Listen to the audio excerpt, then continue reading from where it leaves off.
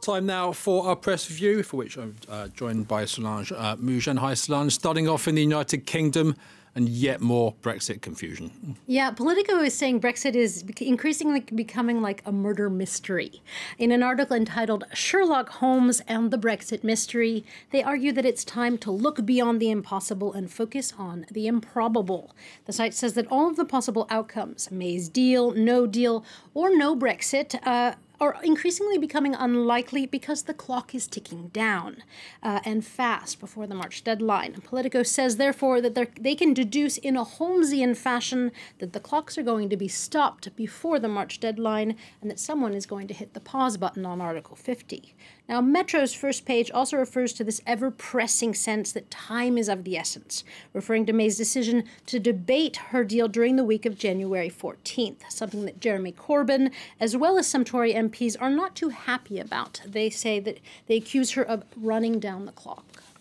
Talking there about the opposition leader, Jeremy Corbyn, some editorialists wondering whether he's just as confused as the Prime Minister. Yeah, The Independent hints at this confusion with its headline, Still on the Fence, Corbyn's confidence motion isn't what you think. Now, this refers to a general opaqueness about what both parties are playing at, and generally what multiple factions of each party on each side really want. Now, in an opinion piece in The Times, the paper wonders, is Jeremy Corbyn being cunning and tactical, or is he just as lost as the others?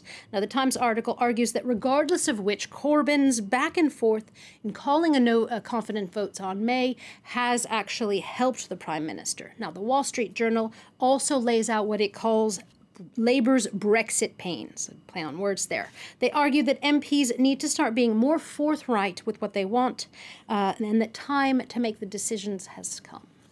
Meanwhile, on the other side of the Atlantic, another ongoing saga, more investigations into alleged Russian involvement in Donald Trump's election and some startling findings.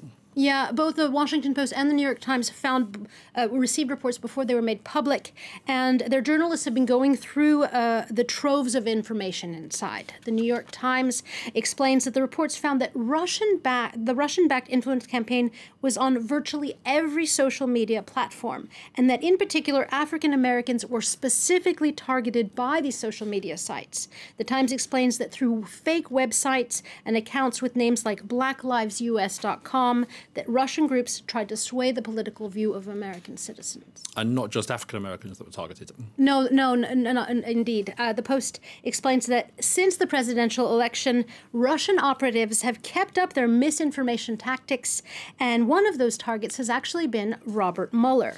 Now, the Post says that this shift is a sign of just how nimble Russian teams are. And as well, this ever-shifting background is the subject of an opinion piece in the New York Times. It argues that the 2016 election was sort of a Pearl Harbor moment where the world woke up to what could become a long information war between nations and between viewpoints on social media. Okay, well, today is International Migrant Day, and La Croix, that's the French Catholic newspaper, taking us somewhere which is a little bit out of the headlines now, but was very much in them at the height of the so-called migration crisis in 2015, the Greek island of Lesbos. Yeah, they take us to the Lesbos' Moria camp, where mostly Syrian refugees have been living. Now, there are around 7,500 migrants in the camp, even though it was designed for just to hold 1,500.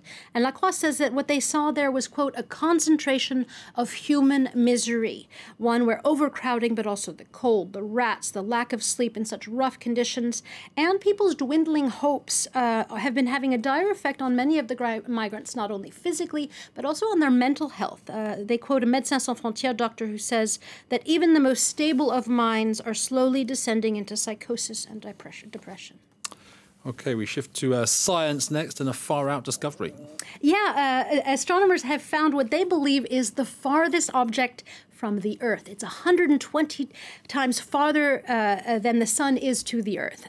It is so far that scientists don't even actually know if it's a dwarf planet or if it's too small to be a planet. Astronomers have provisionally named it 2018 VG18, but in the scientific community it goes by the nickname Far Out. And finally, a story which has been getting a justifiably large amount of coverage, an unusual punishment in Missouri. Yes, indeed. From the French Huffington Post to the Washington Post in the U.S., this story is popping up a lot. It's about a more creative, different kind of justice. A judge in Missouri has decided to force a man who was caught illegally killing deer.